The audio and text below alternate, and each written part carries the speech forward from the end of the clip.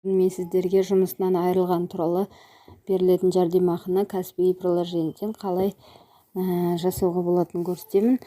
Ол үшін басты беттегі госуслугиге барамыз.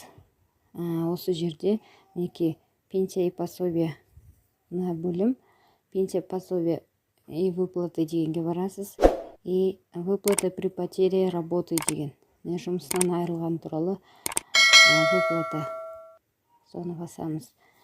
Және ол үшін бірінші жұмыссыздыққа тіркелген болу қажет. Адам еңбеккедет арқылы немесе егу арқылы алдын ала жұмыссыздыққа тіркелесіз. Ол 3 жұмыс күніне кейін тіркеледі. Жұмыссыздыққа тіркелу үшін ешқандай пенсионный жүрмеу керек. Бірінші шарты сол. Және ол бұрын алған табысыңыздың 45%-ін төлеп береді. Және бір айдан